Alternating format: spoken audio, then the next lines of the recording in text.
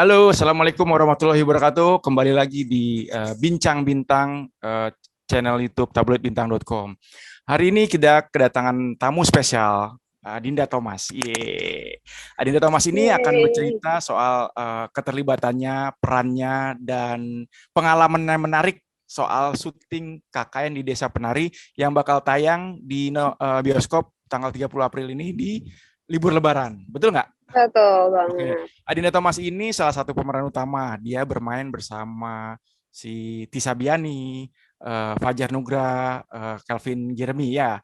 Nah, Ya. kita coba tanya-tanya sedikit dan mungkin Mbak Kadinda ini bisa memberikan bocoran. Seperti apa sih peran yang dimainkan dan bagaimana cerita serunya saat syuting KKN di Desa Penari selama di Jogja ini. Boleh cerita sedikit Kadinda? Boleh dong. Yang mana nih ceritanya mana? Nanti Oke, takutnya gimana jadi sih? spoiler. Oke, pertanyaan pertama, ini kan KKN Desa Penari ini kan film horor yang ditunggu-tunggu sama penggemarnya. Hmm, Uh, uh, KKN Desa Penari juga kan sempat viral betul. di Twitter dan tweetnya tuh bisa disukai banyak orang. Nah, Kak Dinda ini waktu pertama ditawari untuk main film horor ini gimana kesannya? Langsung oke atau gue pikir panjang karena ini viral kan? Pertama kali ditawarin sih ada proses screen test gitu kan, Hmm. tes karakter. Jadi aku waktu itu ditawarin untuk datang coba untuk mainin karakter Nur dan mainin karakter Widya. Jadi aku mainin dua karakter, sehingga dari awal tuh sebenarnya aku belum tahu pasti nih, oh nanti kalau misalnya aku keterima untuk ada di proyek KKN di Desa Penari, kira-kira aku bakal mainin karakter siapa. Jadi aku masih kayak belum tahu sama sekali, dan ternyata akhirnya aku meranin Widya dan karakter Nur diperankan oleh Tisa Biani. Hmm. Gimana rasanya? Seneng banget. Pada awalnya tuh aku udah baca si Twitter dulu. Sebenarnya jadi waktu itu masih kuliah Simple nih Man. di Simple Man, betul. Nah. Zaman itu aku masih kuliah di kampus aku tuh lumayan viral tuh, orang-orang pada ngomongin kakak di Desa Penari. Sampai akhirnya suatu hari aku dapat link lah dari salah satu temen aku, baca deh ini, serem banget kejadian orang lagi anak kuliahan lagi KKN tapi sampai kayak gini, serem banget. Pas aku baca, wah iya serem gitu. Terus nggak lama kemudian, beberapa bulan kemudian aku dapat tawaran ini. Jadi gimana rasanya? Of course excited banget sih aku pas dapat tawaran ini gitu. Kan ini viral nih. Sempet ada kekhawatiran nggak sih? Wih, ceritanya tuh antara real, antara orang kan netizen tuh 50-50 ya, antara ini real, antara ini cuman si penulis aja karangan. Nah, si Adinda sendiri melihatnya seperti apa tuh? Iya, seperti itu. Gimana ya?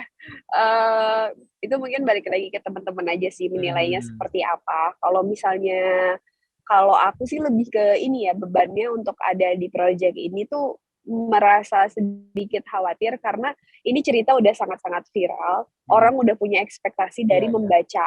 betul. Dan sekarang si cerita yang viral dari tulisan itu tuh akhirnya dijadikan film, Hmm. dan aku menjadi salah satu orang yang memerankan karakter yang ada di cerita itu. Iya, Jadi aku betul. ngerasa, aku khawatir ekspektasi orang yang membaca sama apa yang nanti teman-teman nonton itu mungkin ya kita nggak bisa pukul rata semua ekspektasi Hmm. semua orang kan. Jadi aku sih berharap teman-teman bisa ngerasain energi yang aku mainkan, atau teman-teman semua yang di KKN mainkan, Hmm. berikan untuk karakter karakter di KKN di Desa Penari sih. Semoga teman-teman terhibur dan suka gitu. Sisanya untuk yang lain-lainnya aku udah serahkan aja deh nanti hasil akhirnya seperti apa gitu. Ini setelah waktu proses syuting dan dari awal dari reading sampai syuting itu berapa lama ya? Lumayan sih, kayaknya workshopnya 3 bulan. Oh. 3 sampai 4 bulan, tapi 3-4 bulan tuh kayak lumayan kosong-kosong karena kan Hmm. untuk bisa ngumpul semua all talent tuh susah banget sih. Kayak Sibuk semua ya? semua orang punya project masing-masing. Jadi kayak waktu itu misalnya siapa yang bisa workshop untuk tari dulu, siapa yang bisa workshop untuk bahasa Jawa dulu nih, logat Jawa gitu, siapa yang bisa workshop untuk misalnya sama ular dulu gitu. Kayak itu kita Hmm. paralel sih. Jadi kayak kalau ada yang bisa lagi bisa semuanya, semuanya datang. Kalau enggak, tapi agak susah sih nemuin hari di mana semua talent ada tuh, emang agak unik sih gitu. Jadi 3 bulan prosesnya, terus workshop, 2 bulan, hampir 1 bulan lebih kita syuting, terus udah deh, segitu lamanya. Itu 3 bulan workshop itu include soal logat, terus tarian, terus dengan harus bertemu dengan ular juga ya? Iya, Oh, itu ada pengalaman menarik nggak sih ketika wow, gue harus sama ular gitu? pengalaman menarik maksudnya, Maksudnya sesuatu yang, wah gue akhirnya tuh syuting sama ular. Kalau nggak salah ada 50 ular ya? iya iya, ada. Untungnya aku nggak sampai 50 ular sih waktu itu ya, alhamdulillah. Yang kebagian satu adegan sama 50 ular tuh Megantara sama Aulia Sarah. Oh iya iya dia. Ya, kalau aku tuh kebagiannya cuman sampai 5 apa 10 ular doang deh kayaknya, gitu. Kalau Nah, proses workshop-nya menarik sih, pastinya tertantang, dan aku sendiri basically takut sama ular. Jadi nah itu gimana tuh? kayak prosesnya panjang aja, jadinya kayak dari misalnya hari pertama aku cuma diliatin ularnya dulu, "Ini ya ularnya nanti yang bakal ngelilit kamu," gitu. "Oh iya iya," gitu. "Ya udah besok kita workshop lagi, kamu saya masukin ke dalam satu ruangan bareng sama ular," gitu. Ada di dalam ruangan bareng ular. Lama-lama oke, maju ya, deketan sama ularnya. Kayak prosesnya jadi kayak banyak aja sih, supaya aku tenang, karena kan ular yang digunakan tuh ular sanca. Adegannya itu dililit. Jadi ular sanca cara membunuhnya itu melilit. Jadi kita harus benar-benar berusaha banget ngilangin rasa takutnya ketika deket sama ular, karena ular itu katanya, kalau kata pawangnya, bisa tahu kalau misalnya kitanya ketakutan, badan kita tuh rasanya dingin buat dia, dan itulah kesempatan dia untuk ngelilit badan kita. Jadi jangan takut katanya. Ketika badan kita hangat, dia cuma bakal lewat-lewat doang gitu katanya. Berarti tapi ada rasa ketakutan lah ya, orang kan Begitu. punya apa, nggak suka ular tapi akhirnya harus dililit ular, itu ngatasinnya gimana? Nafas. Bener-bener disuruh atur nafas, senyum, jangan takut, gitu-gitu, berani, gitu-gitu. Itu bener-bener dilakuin. Prakteknya emang sesimpel itu. Enggak, tapi dalam arti yang dipikirin Dinda Thomas kan takut nih ular, terus tiba-tiba harus hanya teknis napas aja, atau apa yang dipikirin gitu sampai gua harus berani gitu. Mau mikirin itu bukan ular juga ya ular gitu, kerasa di badan gimana ya. Jadi ya bener-bener ya tenang, nggak apa-apa, ada orang kok di sini, ada orang, gitu-gitu aja sih, kayak berusaha untuk menenangkan diri sendiri. Sampai akhirnya bisa mengatasi itu ya. Iya, Padahal kan aku juga takut dengar suara desitnya dia tuh di mulut gitu kan, gitu-gitu ya kan, ada dia bener-bener ngelilit di badan gitu kan. Jadi awal-awal workshop tuh bener-bener yang dari tadi aku ceritain sampai ke step dimana aku pakai AirPods juga atau pakai headset gitu, karena aku nggak mau dengar suara ular. Jadi awalnya ularnya dilakban mulutnya supaya nggak ada suaranya. Terus lama-kelamaan makin hari makin lama ya udah lakbannya dilepas, nggak boleh pakai AirPods karena nanti kamu syuting nggak pakai denger musik. Jadi aku kayak bodo amat dililit ular, tapi aku denger musik kenceng banget gitu. Ya, tapi akhirnya bisa sih, seru. ini pengalaman pertama oleh Dinda Thomas dengan ular atau sebelum-sebelumnya pernah? Ini pertama kalinya dan semoga nggak ada lagi. Takut. Tapi akhirnya Dinda Thomas kan bisa melewati ini secara profesional. Amin. Yeah. Nah, Kak Dinda, itu kan sebulan setengah udah ngalamin proses, terus sempet ditunda ya berapa kali? Iya, 2 tahun. Ya, dari tahun 2019 ada masih ya, pokok karena waktu sih yang pentingnya. Ekspektasi penonton kan besar nih. Apalagi Amin. sempat 2 kali ditunda. Nah, Kak Dinda ini melihat penundaan sampai akhirnya penonton pun yang dari pengen banget sampai katanya ada juga yang dari punya pacar putus sampai punya pacar lagi ditungguin Kak Dinda. Itu bayangan untuk penonton gimana nih? Lucu sih sebenarnya, aku kayak setiap kan 2 kali ya KKN itu ditunda. Jadi setiap penundaan itu rasanya nggak berani banget ngasih tahu itu bahwa akan ditunda gitu. Karena begitu tahu tuh langsung diserang habis-habisan sama netizen yang budiman ya, kayak ya ampun gitu. Dan aku jadi kayak sempat juga kayak pas waktu yang ketiga ini mau tayang nih, yakin gak nih tayang, Oh, jangan sempat kita diragukan udah ya? promoin nanti.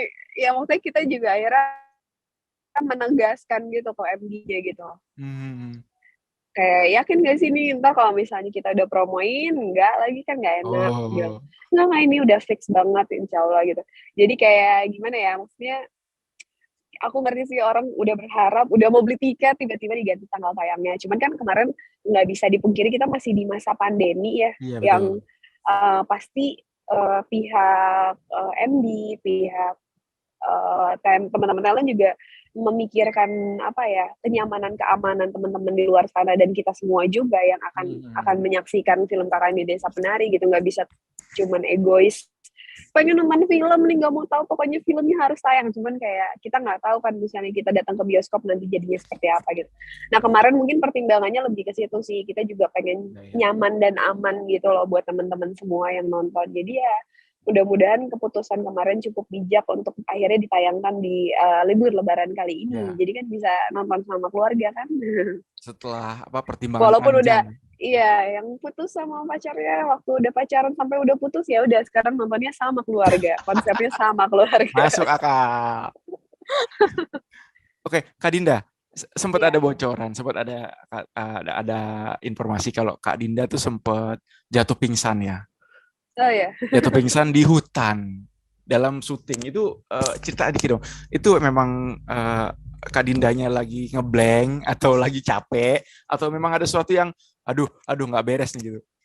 Ah, itu sebenarnya ya jadi aku sebenarnya nggak terlalu bisa nyeritain ya Ah, karena aku tuh hari itu memang banyak lah reason yang masuk logika menurut aku ya. hmm, Itu syuting kita hari keberapa, terus udah di ending scene banget.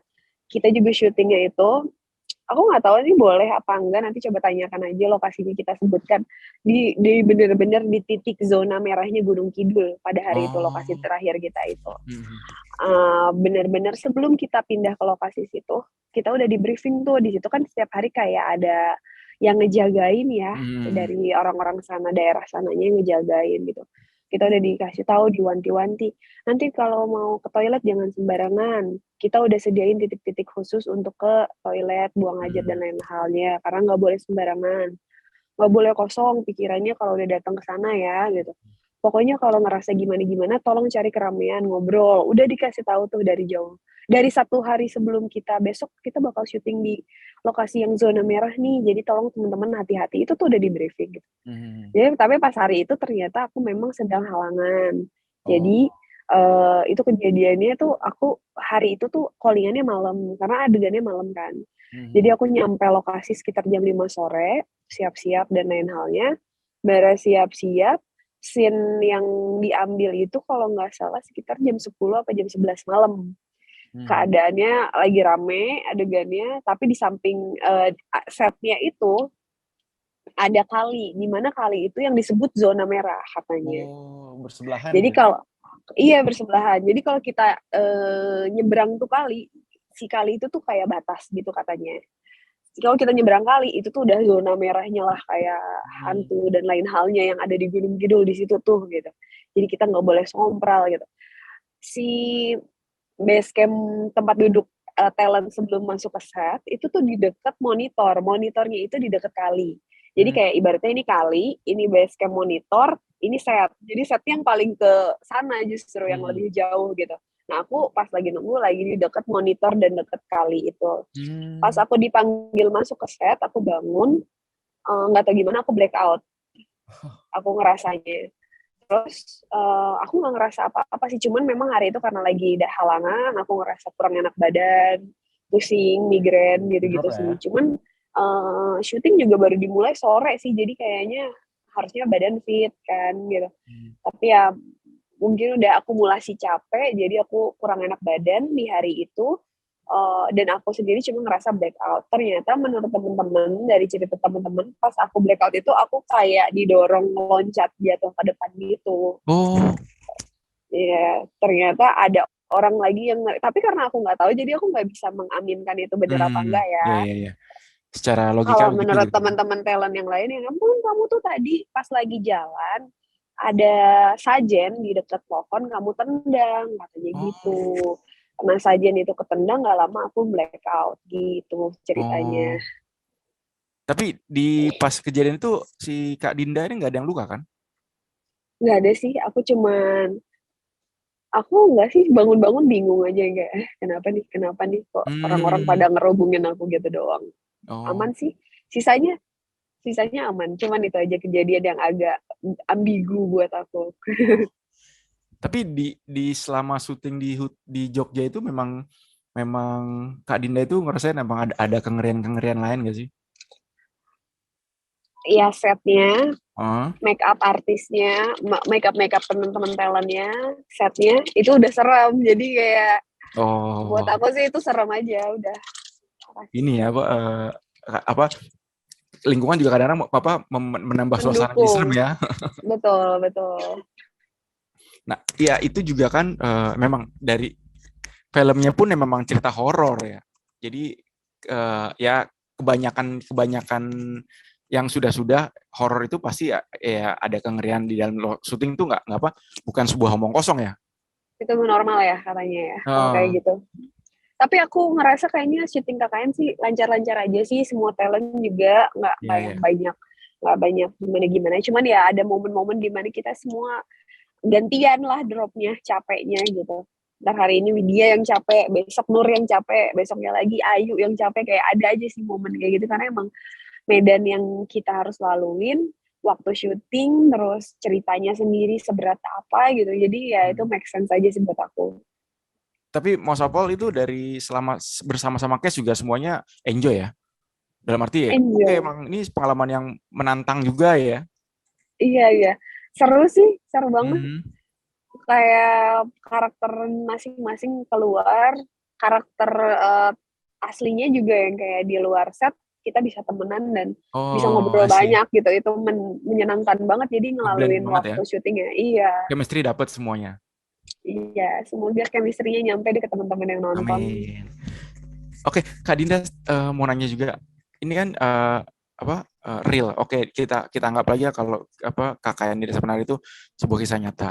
Nah, dari kehidupan Kak Hmm. Dinda secara real itu percaya nggak sih hal-hal kayak gitu? Um, ya percaya sih itu ada, cuman uh, kalau ini sampai kejadian real tuh tadinya nggak percaya. Cuman Hmm. setelah menjalankan proses KKN, aku jadi semakin, oh ya ternyata ada ya kasus-kasus kayak gini tuh yang benar-benar terjadi. Hmm. Dan apa ya, sebenarnya setelah dari syuting KKN, tapi sekarang udah jauh lebih normal ya setelah 2 tahun berjalan proyeknya gitu. Kemarin aku sempat jadi adin yang penakut gitu loh jadinya gara-gara si Widianya. Sebenarnya Widya kan Hah? penakut ya. Jadi pas Hah? beres syuting tuh kayak ngelihat tempat gelap tuh langsung kayak denger suara dikit kayak apa tuh lebay banget. Lebih sensitif jadinya. Nah, lebih Ah. ketakutan aja sih, bukan sensitif tahu mistis enggak, cuman Hmm. lebih ketakutannya gampang aja, lebih jadi penakut Oh. gitu. Tapi itu Ya, nggak berlangsung lama kan? enggak, setahun lah. Oh, setahun lumayan, Setengah lumayan ya. setengah Setahun setelah syuting. setengah tahun. Iya, Oh. logat Jawanya aja susah banget hilang loh. Setengah tahun tuh aku masih yang kayak mendok-mendok gitu, makan di rumah masih mendok gitu. eh untuk medok itu kan Dinda bukan asli Jawa atau gimana? Bukan, Nah, kita latihan. di apa di workshop itu kan. Terus Ya kita latihan di workshop. sampai akhirnya bisa medok Jawa itu ada role model nggak sih? Ya tentunya kita dikasih kayak ada tontonan Jawa gitu, Hmm. yang tontonan sitkom gitu, yang mereka pakai bahasa Jawa karena kita kan ngambilnya kiblatnya Jawa Surabaya ya, Hmm. area Surabaya, jadi kita tuh bahasa Jawanya agak keras gitu, Hmm. kayak parah sih, Tegas. kayak tegas. Terus kita juga di setiap adegan ada coach acting yang ngejagain dialek Jawa kita juga. Hmm. Jadi aman. Oke, Kak Dinda Thomas, eh, kita mau akhirin aja. Cuman mau minta sedikit dong, ceritain sih apa peran Kak Dinda di sini sebagai apa, terus apa yang apa di tokoh di serial di film ini itu punya misinya apa gitu. Iya. Widya, aku Adina Thomas memerankan Widya di film KKN di Desa Penari. Widya ini adalah anak yang baik banget. Dia anak satu-satunya. Dia pengen berusaha segera membereskan kuliahnya untuk ya segera bisa balas budi lah ke orang tuanya. Dia juga nggak pernah pacaran, jadi kayak lurus-lurus aja gitu hidupnya. Makanya dia sebenarnya begitu diajak gabung ke tim KKN sama Nur, dia seneng banget karena dia juga bukan orang yang humble sehingga banyak temen di kampus gitu, nggak ada. Jadi Nur itu adalah sahabatnya Widya, makanya pas Widya sama Nur mau KKN bareng, akhirnya kayak 5 menit lagi aku beres kok. Kayak akhirnya si Widya ini mau berangkat KKN karena dia juga pengen cepet-cepet dan juga nggak terlalu punya banyak teman. Terus Widya juga karakter yang nggak terlalu bisa nge-ekspresiin apa yang dia rasa secara cepat gitu. Jadi dia tipikal yang memendam, makanya ada perasaan apa, ngelihat apa, ngerasa gimana gitu pada saat proker KKN itu dia lebih ke memastikan itu semua sendiri dulu, baru dia bisa nyampein itu ke Nur gitu. Atau ya tentunya ke Nur sih, karena Nur itu orang pertama yang paling deket di antara semua grup KKN-nya dia gitu. Ya. Iya, kalau yang lainnya kan banyaknya kakak kelas kan, kakak kelasnya Widya. Jadi yang deket sama Bima seangkatan, cuman Widya sama Bima juga komunikasinya nggak sedekat Nur sama Bima. Bima sama Nur sempat satu pesantren soalnya, jadi mereka lebih dekat gitu. Nah, intinya si Widya ini karakter yang bakal ngelakuin apa-apa sendiri dulu, baru ngasih tahu ke orang-orang, sehingga banyak yang harus teman-teman lihat langsung aja di film KKN. Semoga teman-teman bisa ngerasain. Kalau misalnya aku ceritain sekarang detailnya, nanti jadi spoiler. Jangan, sayang. Apalagi teman-teman udah baca kan sebenarnya cerita film KKN di Desa Penari. Jadi kayaknya aman sih, nggak usah harus aku ceritain detail adegannya. Ini film juga katanya uncut kan? Iya, ada dua ya, ada yang uncut dan juga yang enggak. Jadi kalau yang 17 tahun ke atas kalian bisa nonton yang uncut. Kalau yang masih di bawah umur, teman-teman bisa nonton film KKN yang biasanya. Oke, terakhir Dinda, promoin dong, terus kenapa orang harus nonton? Karena film KKN di Desa Penari udah ditunda 2 tahun. Jadi please nonton. Kenapa sih sampai ada film ditunda 2 tahun? Jadi ayolah nonton. Ya, pasti nonton. Oke, kita sudahi dulu wawancara dengan Dinda Thomas soal KKN di Desa Penari, bagaimana perannya, terus tadi kan menariknya ketika di proses syuting harus melakukan apa, terus korban apa, dia harus berkorban waktu dan tenaga juga. Oke, kita sudahi. Jangan lupa di-subscribe di tabloidbintang.com dan sampai jumpa. Wassalamualaikum warahmatullahi wabarakatuh. Terima kasih Kak Dinda Thomas, sukses buat perannya. Terima kasih.